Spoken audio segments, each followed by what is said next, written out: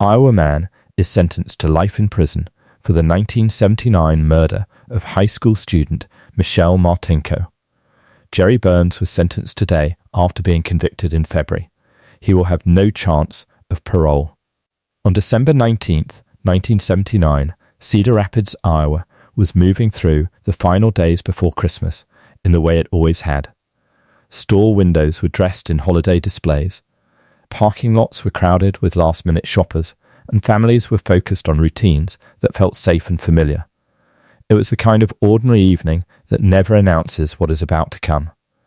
In that quiet normalcy lived Michelle Martinko, an 18-year-old high school senior who stood out not because she demanded attention, but because it naturally followed her. Michelle was known for her long blonde hair, her polished appearance, and a personality people described as kind, intelligent, and gentle. She attended Cedar Rapids Kennedy High School, where she was well regarded by teachers and peers alike. Music was central to her life. She sang in the concert choir, participated in school activities, and carried herself with a confidence that had been hard-earned. Years earlier, she had worn a back brace to treat scoliosis, something that had made her feel different and self-conscious as a young teenager. By her senior year, that chapter was behind her. She was thriving, looking ahead to graduation and making plans for her future. That Wednesday evening, Michelle attended a Kennedy concert choir banquet at a local hotel. It was a formal event, the kind meant to celebrate dedication and shared accomplishment. She was dressed neatly as she always was, blending seamlessly into the group of students and parents enjoying the night. There was nothing unusual about her behavior, nothing that suggested fear or distress. After the banquet ended, many of the students headed home. Michelle, however, made a different choice. She decided to go to the Westdale Mall. The mall had opened only 2 months earlier and had quickly become the center of social life in Cedar Rapids. It was new, bright, and busy, the place where teenagers gathered and families shopped. Michelle had a practical reason for going there. She had money with her, cash she intended to use toward a winter coat that was on layaway. Christmas was close, and she wanted to finalize the purchase. She mentioned the mall to friends from the choir. Some went as well, others declined. At one point, Michelle asked a friend to join her, but plans fell through. In the end, she went alone. Inside the mall, Michelle moved comfortably through familiar spaces. She spoke with friends who worked there, browsed stores, and blended into the rhythm of closing time. She was last seen shortly before the mall shut its doors for the night. Outside, December had already settled in. It was dark, cold, and quiet in the parking lot. The lights cast long shadows across rows of parked cars. Michelle walked to her family's tan and green 1972 Buick Electra, parked farther out in the lot as many cars were. What happened next would not be witnessed. No one heard a scream. No one reported a struggle. At some point, Michelle was attacked inside her car. The violence was sudden and extreme. She was stabbed again and again, a total of 29 times, in her face, neck, and chest. Her hands bore defensive wounds, clear signs that she fought back with everything she had. The assault was confined to the interior of the vehicle. There was no trail of blood outside, no evidence that she had been chased or dragged. It all happened there in the front seat, hidden in plain sight. Nothing was taken from her. Cash remained in her purse. The items she had purchased were still in the car. The medical examiner would later confirm that she had not been sexually assaulted. Whoever attacked her left behind no fingerprints, leading investigators to believe gloves had been worn. The brutality stood in stark contrast to the absence of an obvious motive. It did not look like a robbery. It did not fit the patterns of a sexual crime. What remained was something far more unsettling. Michelle did not come home that night. As the hours passed, concern turned into fear. By the early morning hours of December 20th, her father reported her missing. Police began searching. At around 4 a.m., officers found the Buick Electra in the northeast corner of the Westdale Mall parking lot near a department store. Inside, they found Michelle's body collapsed across the passenger seat. The scene was immediately recognized as one of extraordinary violence. Veteran officers were shaken. Many had never seen a stabbing that severe. The number of wounds suggested rage, obsession, or something deeply personal. Yet nothing in Michelle's life, at least on the surface, pointed to someone who would want to hurt her. Investigators quickly realized they were facing a crime that defied easy explanation. News of the murder spread rapidly through Cedar Rapids. The shock was immediate and profound. This was not something the city was prepared for. An 18-year-old girl attacked in a public place just days before Christmas. Parents held their children closer. Teenagers who had walked those same parking lots felt suddenly exposed. The sense of safety the community had taken for granted was fractured overnight. Police began their work under intense pressure. They examined the car, documented the wounds, and tried to piece together a timeline. The medical examiner estimated that Michelle had died between 8 and 10 p.m., a narrow window that offered little clarity. With no witnesses and no fingerprints, investigators turned their attention to her personal life, knowing that crimes as violent are often committed by someone the victim knows. Almost immediately, the question surfaced. Was this someone close to her or a stranger? Friends and classmates struggled to reconcile what had happened with the Michelle they knew. She was cautious. She was thoughtful. Yet there were moments that in hindsight seemed heavy with unease. She had told someone she felt like she was being followed. She had been nervous about going to the mall alone. Those details, small and uncertain, took on a haunting significance after the fact. The investigation was only just beginning, but already it felt overwhelming. Every answer led to another question. The brutality suggested intimacy, but the evidence suggested distance. The setting was public, but the act itself was hidden. There was no clear reason, no clear suspect, and no clear path forward. As dawn broke over Cedar Rapids, the city woke up to a reality it could not escape. Michelle Martinko was gone. A family had been shattered. A community was gripped by fear. And somewhere, whoever had done this had vanished into the night, leaving behind a crime scene that refused to explain itself. What investigators did not yet know was that this was not just the beginning of a murder case.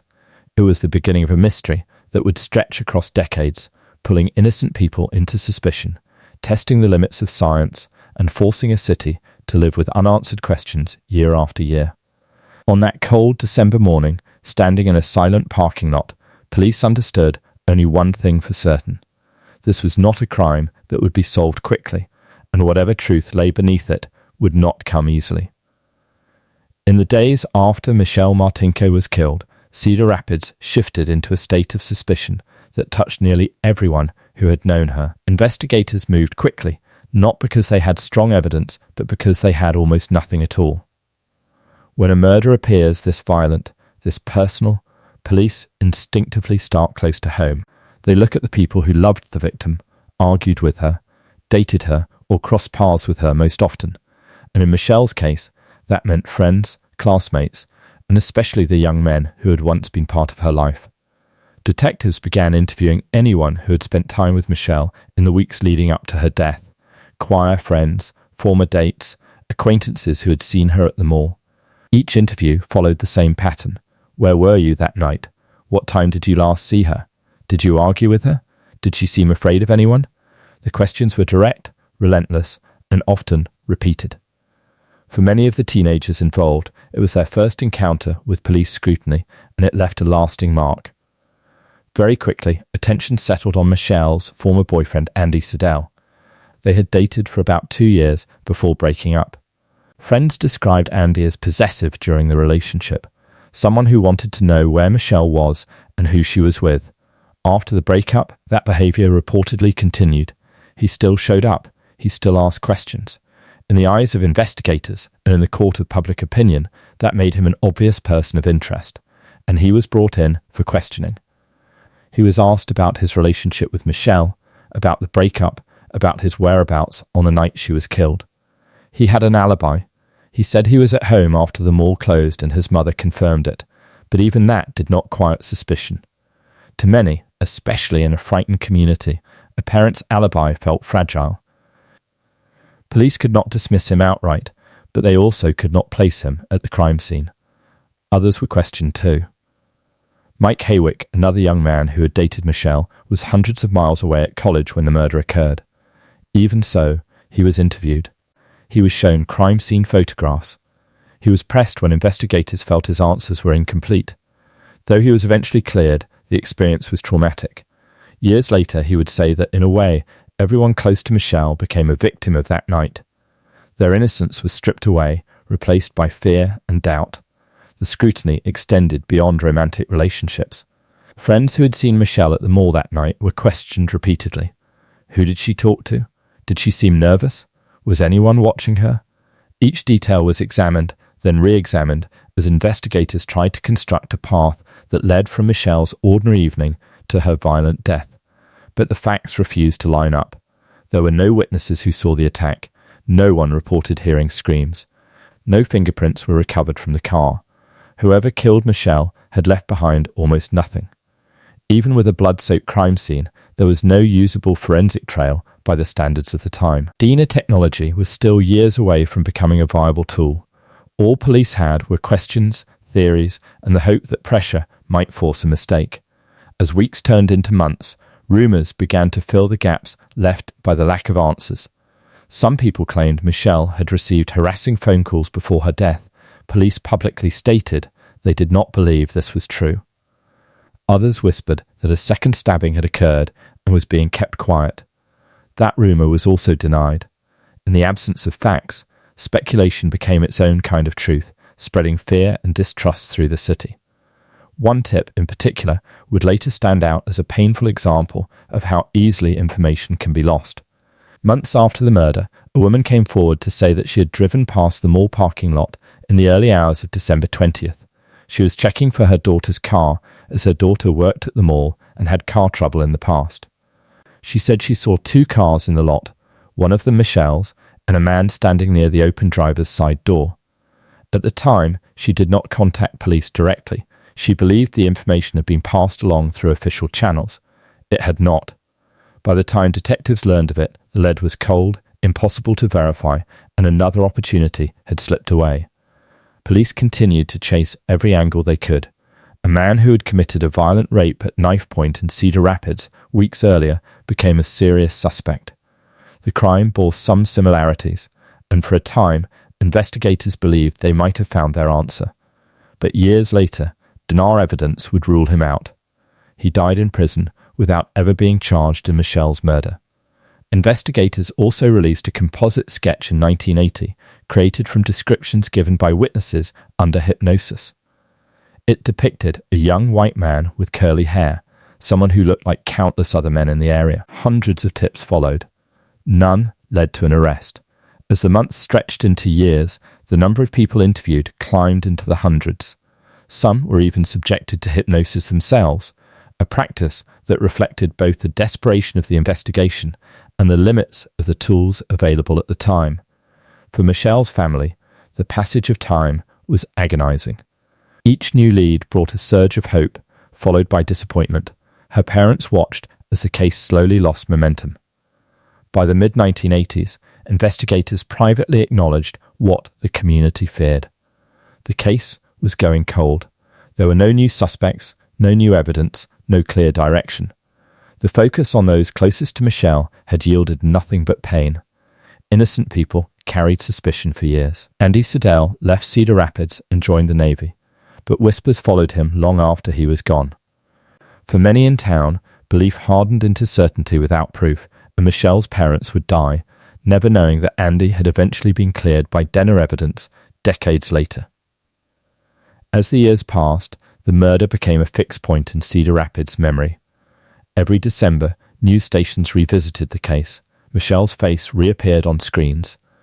Her name was spoken again, but nothing changed. The killer remained unidentified. The fear never fully left. By the time the investigation reached its second decade, even seasoned detectives felt the weight of failure. They had done what they could with what they had. Files were boxed, shelved, and revisited only occasionally. The city learned to live with the unanswered question of who killed Michelle Martinko. And yet, buried in those files, unnoticed and unexamined, was something that would eventually change everything. At the time, no one knew it was there. No one knew that the truth had been waiting quietly, preserved by chance and overlooked by circumstance, ready to speak only when the world finally learned how to listen. As the years moved forward, The urgency that once surrounded Michelle Martinko's murder slowly dissolved into something quieter and more unsettling. The case did not end. It simply stopped moving. Detectives still worked it, still cared about it, but momentum faded. Each new lead seemed thinner than the last, each interview less hopeful. What remained was a thick file of unanswered questions and a crime that refused to explain itself. By the early 1980s, police had spoken to hundreds of people, friends, classmates, mall employees, strangers who happened to be nearby that night. Some were questioned once, others multiple times. A number of them were given polygraph tests. None of it produced a break. The composite sketch released to the public brought in tips, but every face eventually led nowhere. Men were interviewed, compared, and ruled out. The sketch, meant to narrow the search, instead became a symbol of how vague the trail truly was. Investigators even turned to hypnosis, a reflection of how desperate the search had become. Witnesses were guided back through their memories, asked to recall fleeting details from a night already blurred by time and shock. Hypnotic sessions generated descriptions, but not certainty. Each new detail contradicted another. Each new possibility collapsed under scrutiny. What police needed was something solid, something physical, and they didn't have it. As the case slipped further from the headlines, it settled into the background of Cedar Rapids' life. It never fully disappeared. Every December, Michelle's face returned to local news broadcasts. Her smile, her name, the words unsolved, murder. For longtime residents, the anniversary became a reminder that some questions do not fade, no matter how much time passes. For younger generations, it became a story they grew up hearing, something that shaped how safe or unsafe their city felt. For Michelle's parents, Albert and Janet Martinko, time did not dull the pain. It sharpened it. Each passing year without answers was another year of waiting, another Christmas without closure.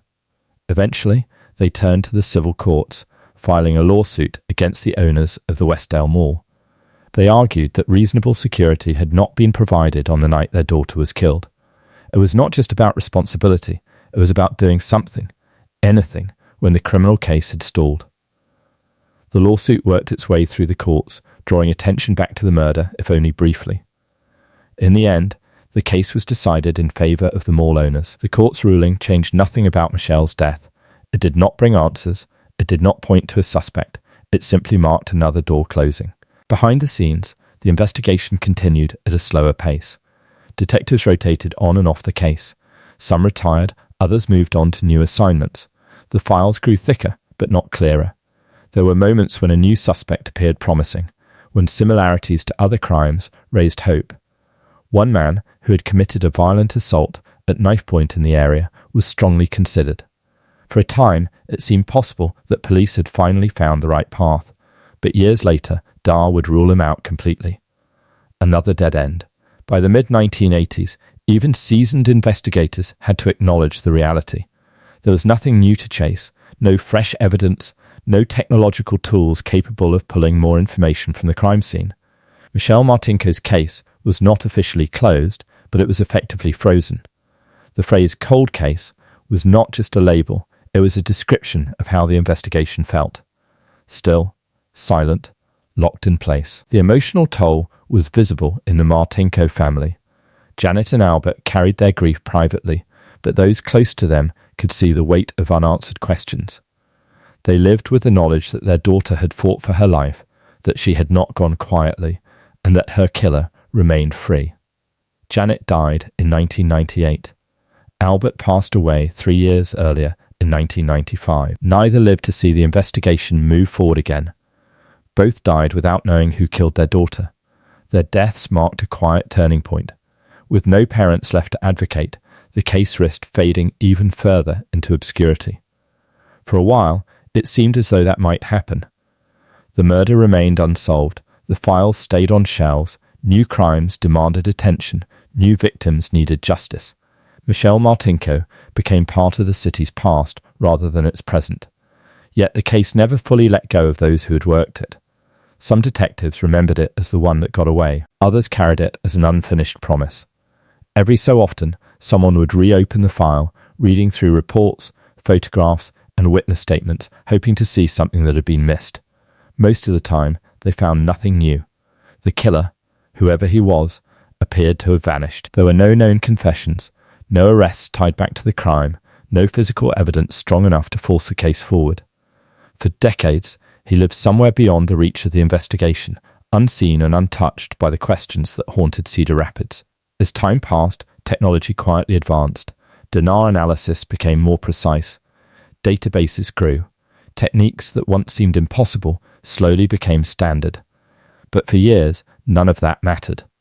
The evidence from Michelle's case sat dormant, either unrecognized or unusable by the standards of the time.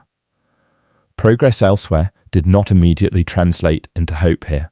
By the early 2000s, Michelle Martinko's murder existed in a strange space. It was old, but not forgotten, cold, but not abandoned. The grief remained unresolved, shared now by a community rather than just a family.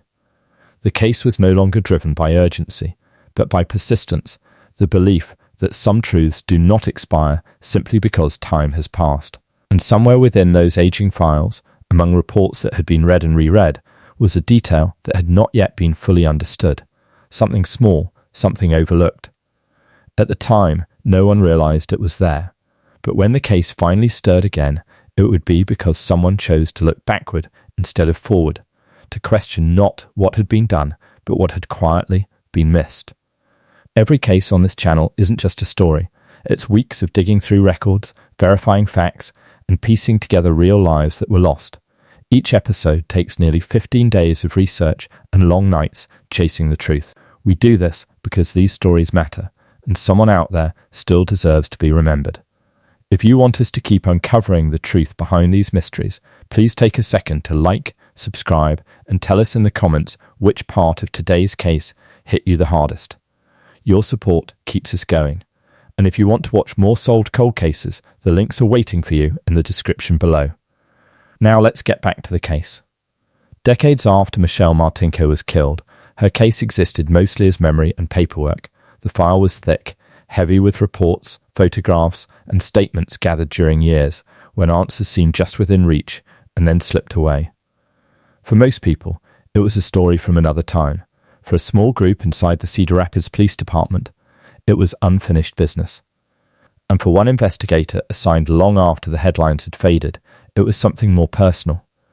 It was a question that refused to stay quiet. When the case was reopened for review, there was no dramatic announcement and no sudden sense of optimism. Cold cases rarely come back to life with certainty. They return slowly, cautiously, often driven by nothing more than persistence.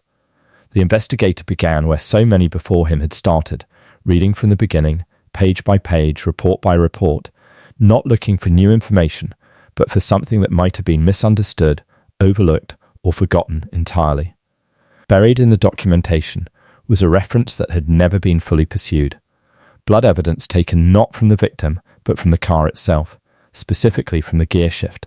At the time of the murder, the focus had been on Michelle's injuries, the brutality of the attack, and the absence of fingerprints.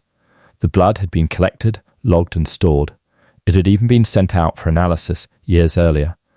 But the results had never been followed up in a meaningful way. They had simply remained in the file. The realization was unsettling. In a case defined by the absence of evidence, there had been something tangible all along. The investigator requested that the blood be re-examined using modern forensic methods. Science had changed dramatically since 1979.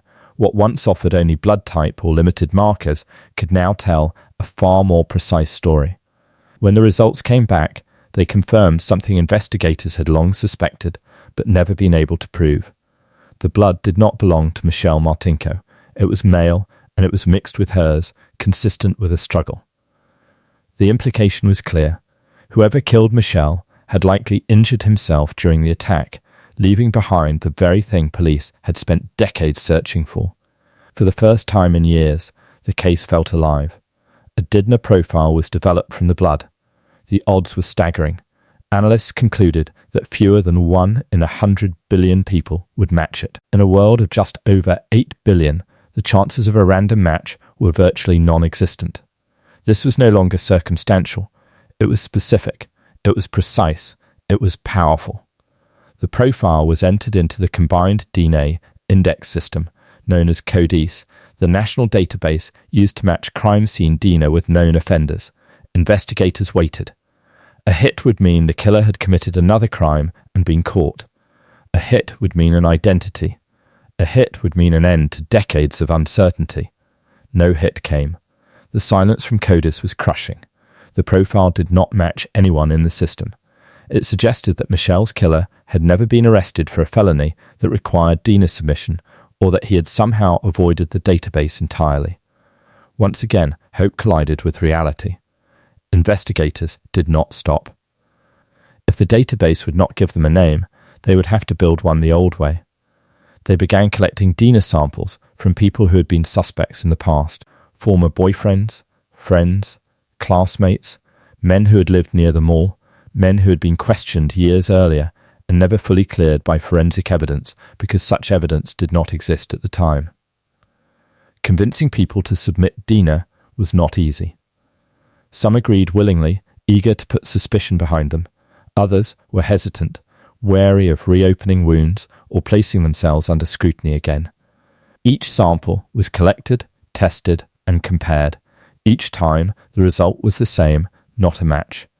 The list of eliminated suspects grew longer. One by one, names that had haunted the case for decades were crossed off with certainty that had never been possible before.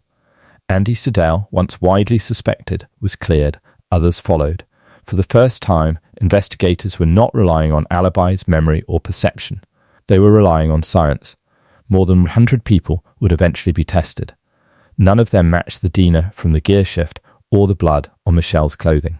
It was progress, but it did not feel like victory. Each elimination confirmed only one thing. The killer was still out there, and he was not someone who had ever been seriously suspected. The frustration was immense. Investigators had the strongest evidence the case had ever seen, and yet it pointed to no one. Years passed. The Detner profile remained unchanged. CODIS continued to return nothing. The case hovered in an uneasy space between possibility and stagnation. Still, there was a shift in mindset. For the first time since 1979, the investigation was no longer driven by theory. It was driven by data. The question was no longer who might have done this, but how to find the person whose DNA was already known. Science continued to evolve. Techniques that once seemed experimental became reliable. Investigators began asking new questions. Could DNA reveal more than just identity? Could it tell them something about what the killer looked like, where he might have come from, what traits he carried? The idea would have sounded impossible years earlier. Now it felt necessary. The case moved forward not with certainty, but with determination. Each failed match narrowed the field. Each advancement in forensic science opened a door that had previously been sealed shut. Investigators understood that they were no longer chasing a person in the traditional sense, they were chasing information. Michelle Martinko's murder had waited decades for this moment. The evidence had been there all along, silent and patient, preserved through time. It had survived changing hands, changing technology, and changing priorities. Now, it was finally being heard. The realization settled in slowly but unmistakably. If traditional databases could not provide the answer, and if the killer had never crossed paths with law enforcement before, then the solution would have to come from somewhere else, somewhere unconventional, somewhere that blurred the line between criminal investigation and personal history. The blood on the gear shift had already spoken once, identifying itself as belonging to the killer. It was not finished yet. Investigators could feel it. The science that had revived the case was still evolving, still offering possibilities that had not existed even a few years earlier. And somewhere ahead, beyond frustration and dead ends, was the possibility that the DNA itself would do what no witness, no confession, and no suspect ever had. It would lead them home. By the time investigators reached the next phase of Michelle Martinko's case, they understood something fundamental had changed. The DNA profile recovered from the blood on the gear shift, and Michelle's clothing was no longer just evidence, it had become the case itself. Everything now revolved around what that DNA could reveal, not only about who the killer was, but about how he might finally be found. For years, the profile had sat in CODIS without a match. a silent confirmation that the person responsible had likely never been arrested for a qualifying crime. That realization forced detectives to accept a difficult truth. The man who killed Michelle might have lived an ordinary life. He might have avoided trouble. He might have blended into his community in ways that made him invisible to traditional law enforcement methods. If that were true, then finding him would require a different approach. That approach began with DNA phenotyping. In 2017, investigators turned to a company specializing in extracting physical traits from genetic material. The idea was both simple and radical. If DNA could not produce a name, perhaps it could produce a face.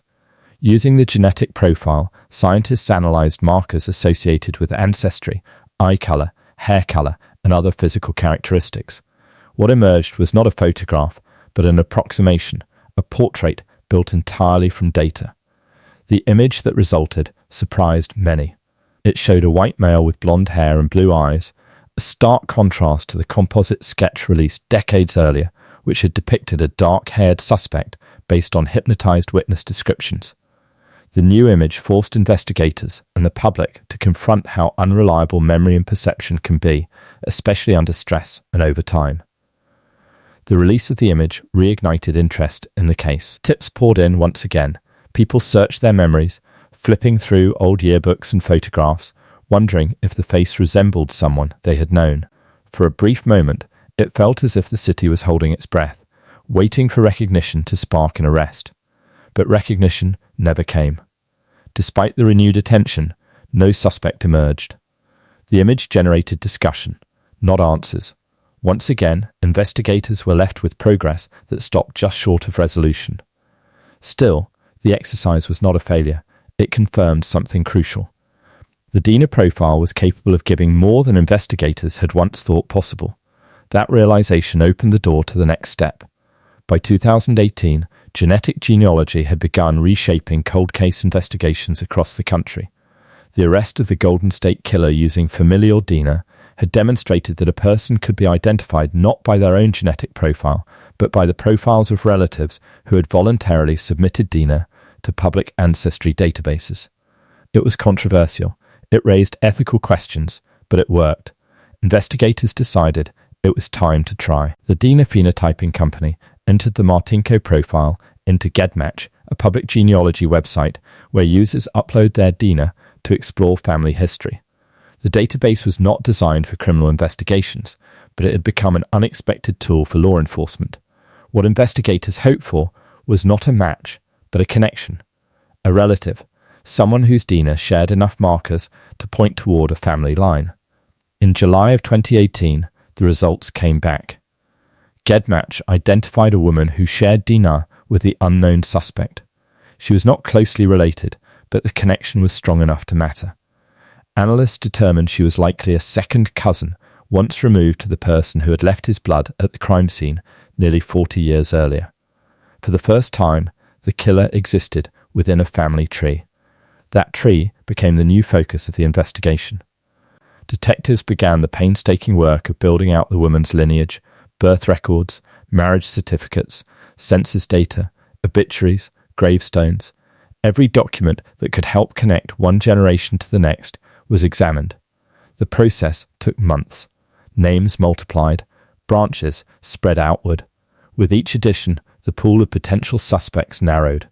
Eventually, investigators identified several branches that could be eliminated through direct DNA testing. Family members were contacted, samples were collected, those branches were ruled out. The tree grew smaller, more defined, more focused. At last, the work led to one remaining branch. That branch pointed to 3 brothers who had grown up in Manchester, Iowa. All 3 were still alive.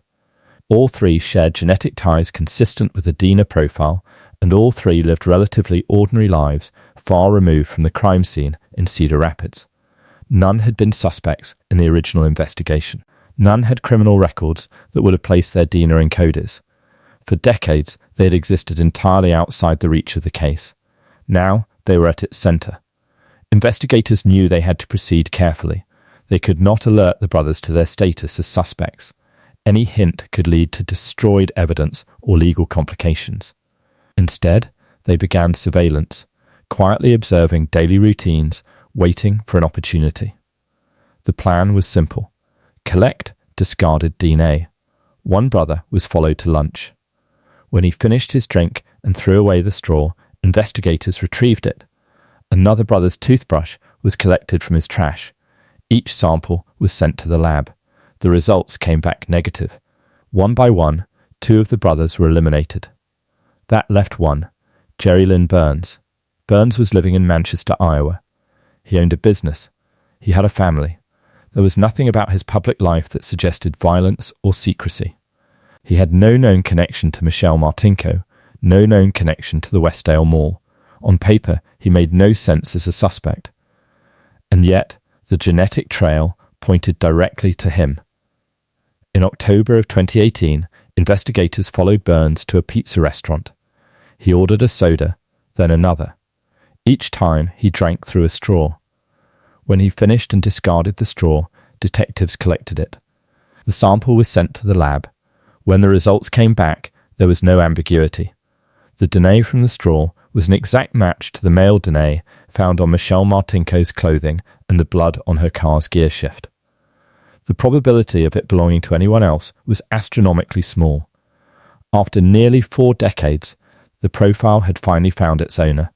Investigators described the moment as surreal. Years of frustration, false starts, and unanswered questions collapsed into a single confirmation. They were not just close, they were done. Jerry Burns was arrested on December 19, 2018, exactly 39 years to the day after Michelle Martinko was murdered. When detectives went to speak with him, they chose the date deliberately. It was not a coincidence. They wanted to see if the anniversary would trigger recognition, emotion, or reaction. Burns agreed to speak with them. He denied knowing Michelle. He acknowledged having been to the mall at some point in his life, but could not explain how his Dina would have ended up at the crime scene. When told that his Dina had been found in Michelle's car, Burns did not offer an explanation. He did not deny involvement outright. He simply pointed back to the evidence. Test the Dina they had. For Michelle's family, the arrest was almost unimaginable. For years they had lived with uncertainty. Some had believed the case would never be solved. Others had stopped allowing themselves to hope.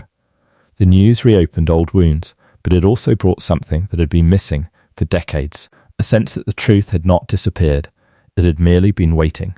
For the community of Cedar Rapids, the arrest sent shockwaves. The idea that the killer had lived quietly without suspicion challenged everything people thought they knew about the case. It forced a re-evaluation of assumptions that had shaped the investigation from the beginning.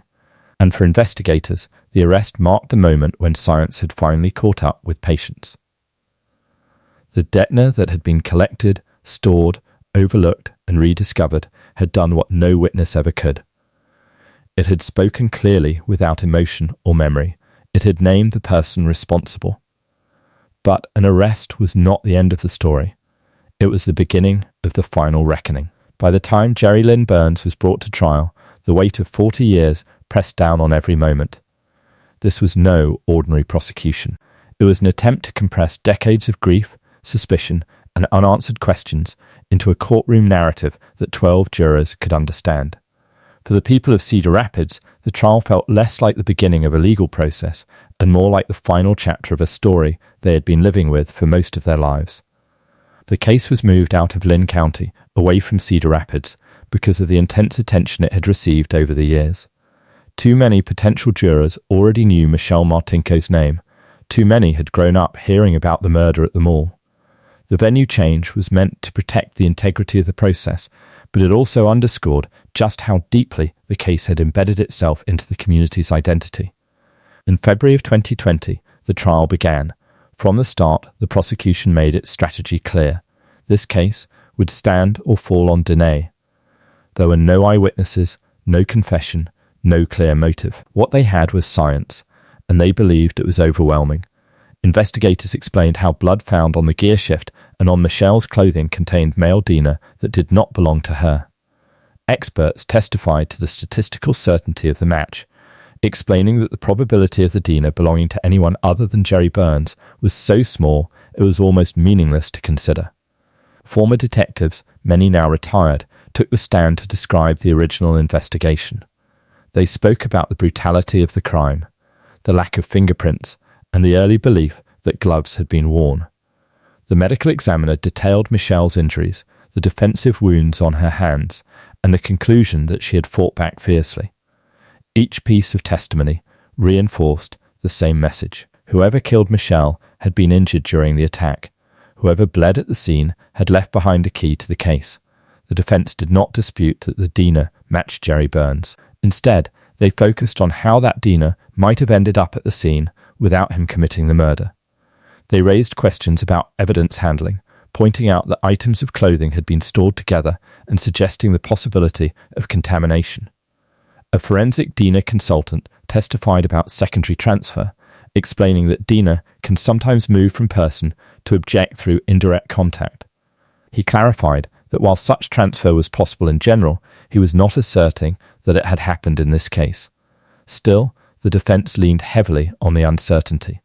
The prosecution countered with their own experts, who explained that the storage of evidence in Michelle's case was not unusual for the time and that contamination was extremely unlikely. They emphasized the location of the Diener mixed with Michelle's blood on both her clothing and the gear shift. The implication was unavoidable. This was not casual contact. This was the result of violence. Jurors were shown recorded police interviews with Burns. In them, he denied knowing Michelle and denied being at the scene. When confronted with the Diener evidence, he did not offer an explanation. In a later recording made after his arrest, Burns questioned whether it was possible he had blocked out the memory of committing the crime. The prosecution framed this not as confusion, but as an acknowledgement that he could not account for the evidence against him. One of the most contested moments of the trial came with the testimony of a former cellmate, Michael Allison. He told the jury that he had asked Burns directly whether he committed the crime and that Burns said he could not talk about it.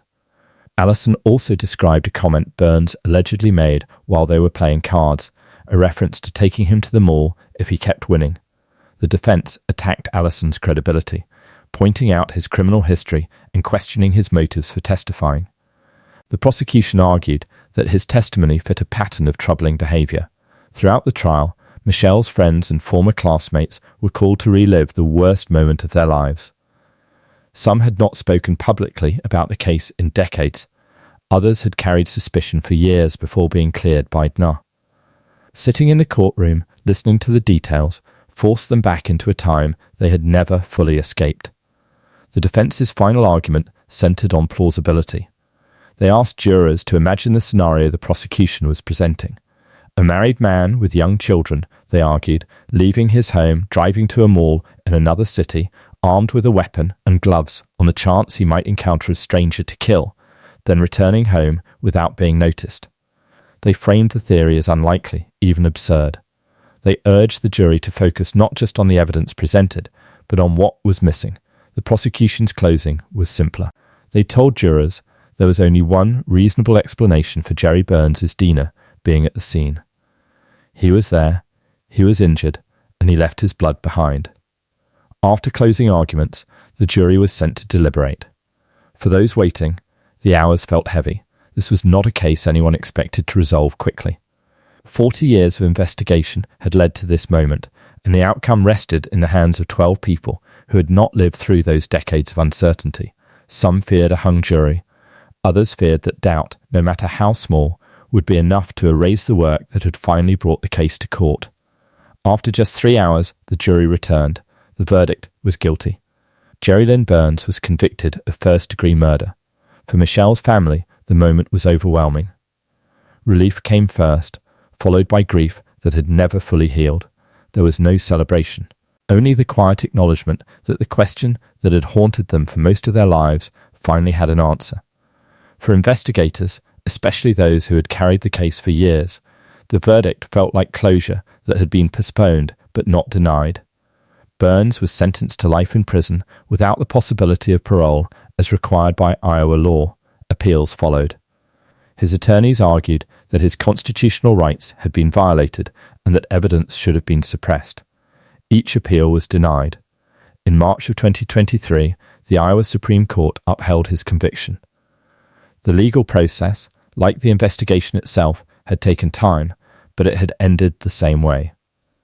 Today, Jerry Burns remains incarcerated. Michelle Martinko remains remembered. The impact of the case did not end with the sentence.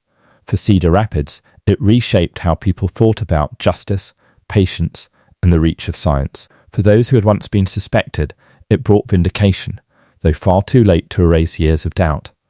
For the detectives who refused to let the case die, it affirmed that persistence matters, even when progress is invisible.